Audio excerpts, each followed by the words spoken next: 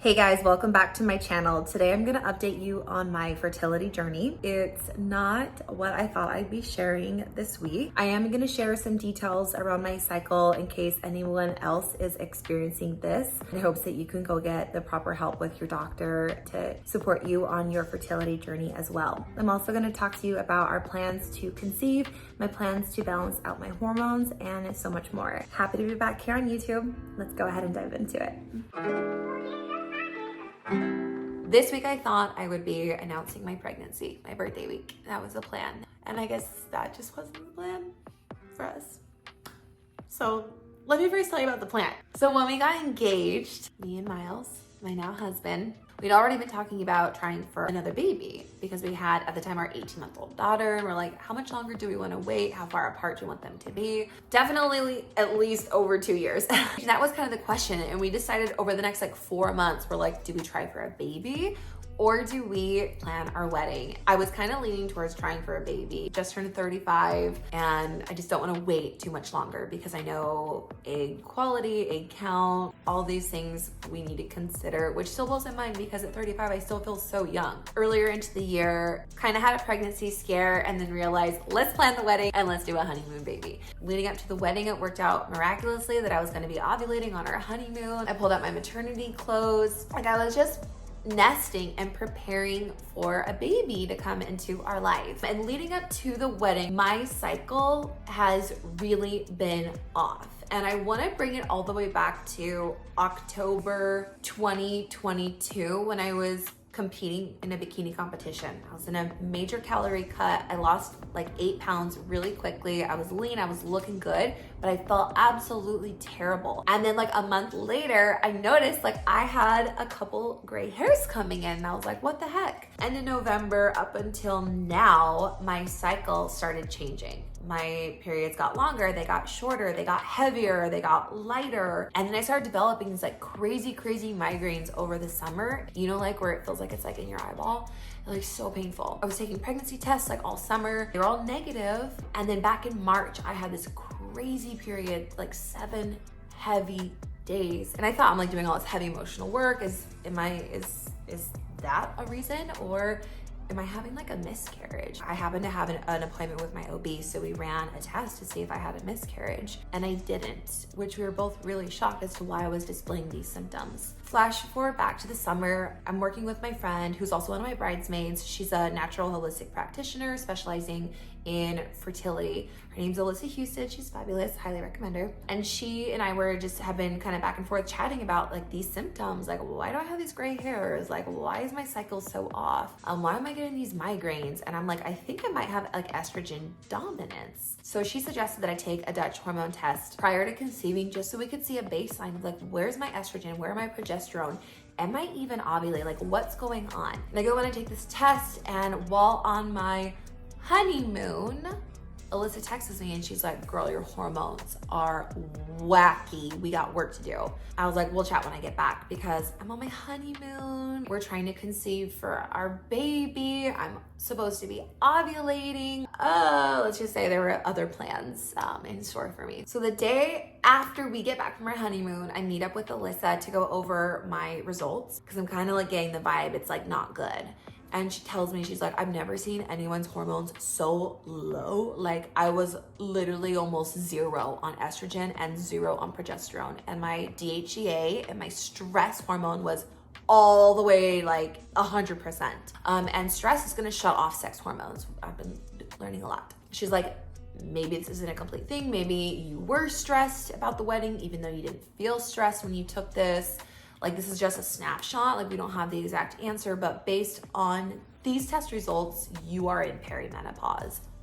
And one, I just want to say that was really shocking. A lot to unpack there for me. And two, that she was saying based on the results, based on the snapshot that we took of when I taken this test, it would be a miracle for me to get pregnant. And here I'm thinking I'm gonna be taking a pregnancy test in the next week. That was not at all the news I wanted to hear.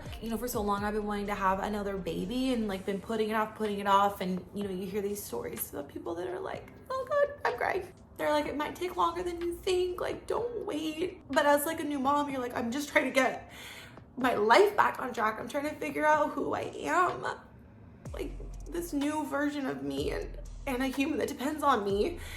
And it can feel like so much. I was really sad and I cried a lot for like 10 days. And I just remember grabbing my daughter and holding her and just feeling so grateful for her. Deep breath. My girlfriend suggested that I start taking some hormones to get my hormones back up, to just try to get everything up, because based on my results, even if I were to get pregnant, I couldn't even sustain a pregnancy. My body just couldn't sustain it. So I started taking these hormones, and just within a couple days, immediately I just ballooned up. I was so bloated. I didn't fit in any of my clothes, like except dresses. Being in my closet, trying everything on, like nothing's fitting. I had acne all along my chin, acne all on my neck. And after like 2 weeks of this, I was like, screw this, man. Like, I don't want to do this. Like, I want to get off all these hormones. I want to see what my body can do. And I want to do the deep inner work, because I just feel like energetically, emotionally, there's just like things I've been storing in here. I mean, like we all went through COVID and the pandemic, and we've all been dealing with grief on vast levels. If we don't do the work to release it, it just builds in our body. And I could just feel like my body needs to let go, and like I need to do the inner work, the mental, the emotional work, along with addressing my nutrition protocols and my fitness protocols. I got off the supplements. Instead, I just started building out my own routines focused around meditation, around journaling, around prayer, and around making exercise a daily habit again. After becoming a mom, it gets a little more challenging to get out of the house, childcare, all the things. Started working out in my garage again, just back to the basics. And in this time, I've been just doing all that inner work and understanding that there's this part of me that has been like the inner child that has felt like I haven't been listening to her, and I've been kind of pushing her aside and focus on surviving. And I'm finally making space to hear her out and acknowledge her dreams and wishes and desires. And I'm learning to reparent myself and come in conversation like with her. And it just makes me want to talk about this, addressing abandonment issues, codependency, addiction, trauma, grief, shame, all these like unprocessed emotions that I've been scared to talk about. But as I'm talking with friends in community, like sharing and feeling equals healing. And if we're not willing to like sit with our emotions, if we get upset or angry and we just like, oh, I'm gonna grab a glass of wine, I'm gonna get on my phone and jump on Instagram, I'm gonna go get on TikTok, like we're just distracting ourselves. And what happens to those feelings, they don't cycle out of the body, they just stay in here, and it causes stress and dis-ease and makes us sick. I realized that I deserve to feel good, I deserve to heal, and in order for me to heal, I gotta be real with myself and real with you. So that's what I'm gonna be sharing here on my YouTube channel, is just deeper conversations around this journey that I'm on, trying to become a mom again,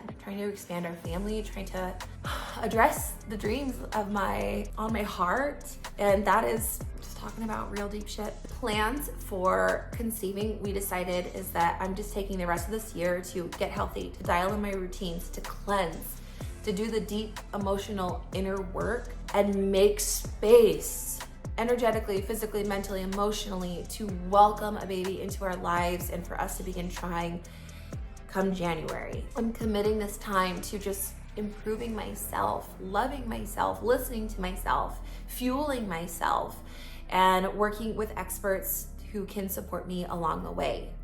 Acupuncture, parasite cleanses, I'm doing all the things, and I'm gonna be sharing them here on YouTube. So if you wanna be a part of it, hit subscribe and the bell so you can get notified when these videos drop. Thank you for being here. See you in the next video.